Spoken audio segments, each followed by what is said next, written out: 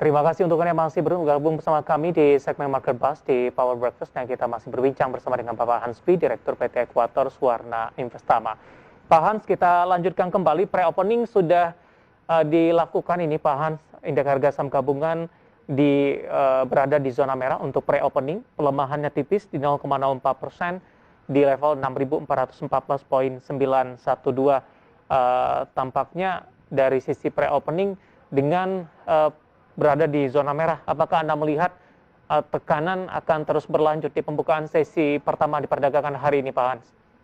Ya, jadi kalau kita lihat sebenarnya memang ada peluang tekanan ya, karena saham komoditas mungkin mengalami aksi profit taking di awal perdagangan hari ini gitu, bahkan mungkin sampai penutupan perdagangan hari ini. Tapi memang ada berita positif juga yang masuk ke pasar ya. Jadi kalau kita lihat pimpinan mayoritas Senat Republik ini kan mereka memberikan indikasi mereka akan memperpanjang uh, uh, plafon utang ya sampai Desember minimal gitu. Jadi ini cukup bagus karena waktu itu pasar kan memang ada dua kekhawatiran terkait Amerika. Pertama adalah peluang shutdown government-nya, dan itu sudah diselesaikan oleh Joe Biden ketika dia ke parlemen pekan lalu. Kemudian yang masalah kedua adalah kemungkinan default dari hutang Amerika. Ini kan cukup bersejarah kalau Amerika sampai default, dan itu Janet Yellen sudah sampaikan 18 Oktober kalau tidak ada kenaikan, tidak ada perubahan, dia akan default di sana. Nah, jadi kalau kita lihat sesudah perpanjangan ini sampai Desember, ini melegakan gitu ya. Jadi ini yang menyebabkan kita lihat Wall Street kemarin berhasil ditutup semenggah ya. Jadi dia bergerak naik ke atas karena faktor tersebut gitu. Memang sekarang pasar nunggu data yang cukup penting gitu ya, yaitu data tenaga kerja Amerika gitu ya. Jadi data non-farm payroll ya, diperkirakan ini 473.000 gitu ya. Jadi memang agak jauh ya dari sebelum-sebelumnya tuh berapa bulan lalu tuh sempat 700 sampai 900.000, sekarang 473 ekspektasinya gitu. Pak Hans, aktivitas perdagangan di sesi pertama hari ini sudah dibuka, tampaknya indeks harga saham gabungan berbalik arah Pak, dari pelemahan yang terjadi di 6.412,749, indeks harga saham gabungan di pembukaan sesi pertama hari ini berbalik ke zona hijau pemirsa, mengalami penguatan tipis di 0,09%, dan posisi indeks harga saham gabungan ini berada di level 6.422,807. Saya juga akan sampaikan bagaimana posisi saham-saham yang menjadi penggerak bagi indeks harga saham gabungan. Dari perbankan big cap, ada BBRI menguat di 0,73% dan 4.150. Sementara saham-saham pertambangan batubara tampaknya ini sesuai dengan prediksi atau proyeksi dari Bapak Hans Pi, Adaro mengalami tekanan yang cukup dalam, minus 5,90% di 1.755. UNTR juga tertekan di 5,75% di level 25.000. ITMG juga tertekan cukup dalam, auto reject bawah 6,92%, 23.875.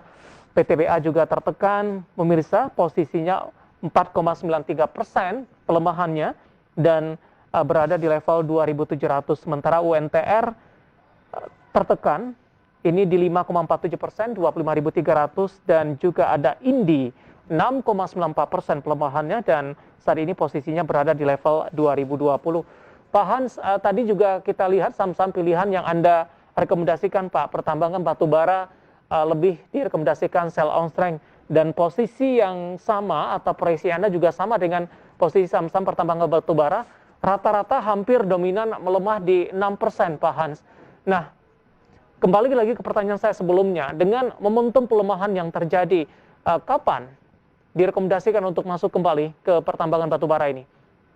Ya, kita masih melihat bahwa krisis energi yang terjadi di global ini masih akan terjadi gitu ya. Jadi demand komoditas masih akan cukup kuat. Jadi saya melihat Adaro kita akan spekulatif beli ya, nanti di 15.000, 16.000 saya pikir kita masih akan membeli Adaro gitu. PTBA saya rekomendasikan juga kita nanti akan beli 22.500 sampai dengan 2.550, area kita beli kembali Adaro. United Tractor 22.000 sampai 24.000 kita akan beli balik ya untuk United Tractor. Kita pikir memang pelemahan ini sesaat ya, karena memang kalau penurunan yang terjadi di Australia sampai 15% tentu ada tekanan sedikit ya di emiten saham batubara ini, tapi peluang untuk akumulasi beli kembali. Oke, rata-rata dari saham pertambangan batubara pemirsa di pembukaan sesi pertama hari ini mengalami pelemahan yang cukup signifikan. Profit taking yang dilakukan sesuai dengan proyeksi dari Bapak Hansky dan juga direkomendasikan masuk untuk posisi dari saham-saham pertambangan batubara dengan menunggu pelemahan yang lebih dalam. Tampaknya dari sisi level support yang sudah Anda sebutkan tadi Pak Hans, masih ada ruang pelemahan sepertinya karena dengan posisi pelemahan yang terjadi yang cukup signifikan di pembukaan sesi pertama hari ini, level support yang Anda sebutkan masih cukup jauh untuk masuk kembali. Apakah mutlak di level support tersebut kalau ingin masuk kepada saham-saham pertambangan batubara atau ada dari sisi support kedua untuk level atasnya Pak Hans? Ya, kalau saya pikir kalau kita mau berspekulasi, kita ambil di auto rejection bawah ya. Oke. Jadi saham-saham di auto rejection bawah biasanya kalau dia kena dia bisa mental balik ke atas ya. Itu kita spekulatif beli di sana.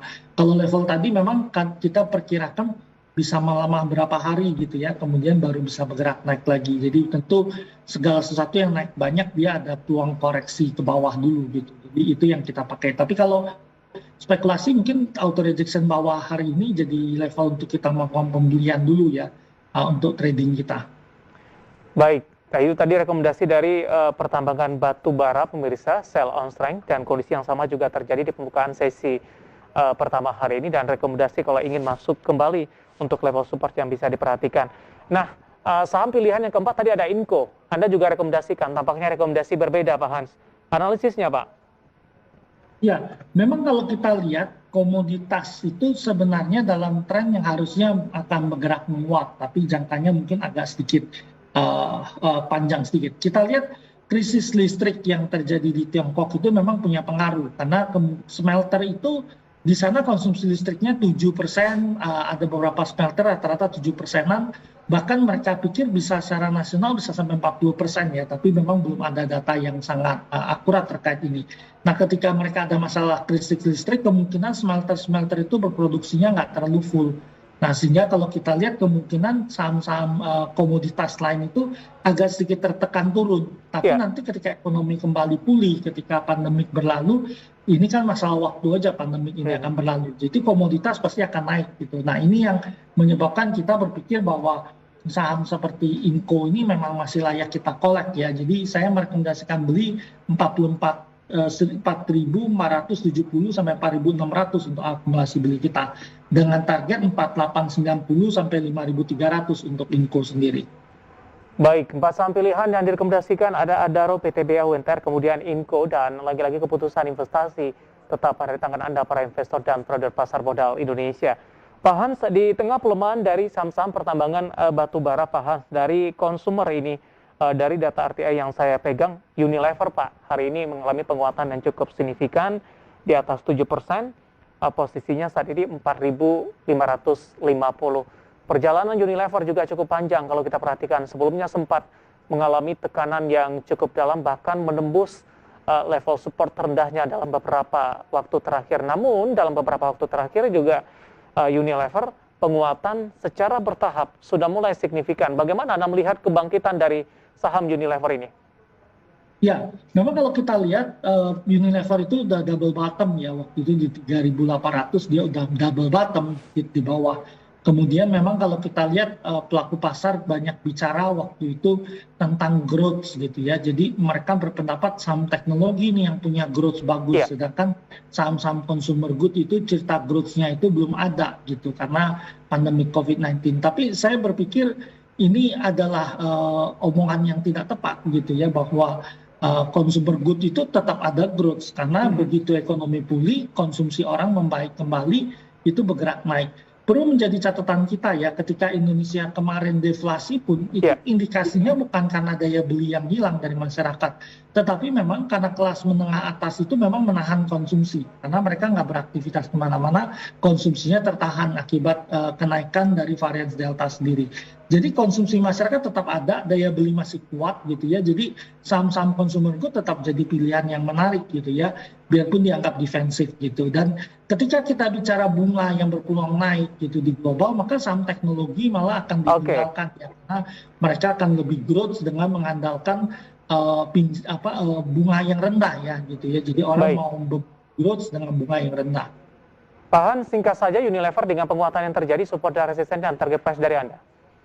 Ya, Unilever sendiri kalau kita lihat support levelnya saat ini kita pikir bergerak dengan kecenderungan menguat gitu ya. Oke. Level resistannya akan dites itu sampai 5.200 ya dalam beberapa hari ke depan gitu. Sedangkan support level yang ada di 4.400-an ya, 4.450 sebagai support levelnya.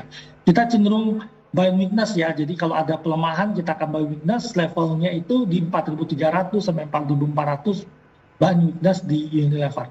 Baik, ada Unilever menguat di 6,56% di 4.570 dan ada potensi menembus di atas level 5.000-an. Pak Hans, sayang sekali waktu kita cukup terbatas. Terima kasih sudah bergabung bersama kami dan semoga yang kita bahas bisa menjadi referensi bagi para investor dan trader pasar modal Indonesia. Dan lagi-lagi keputusan investasi tetap ada di tangan para investor. Pak Hans, terima kasih. Sehat selalu, Pak.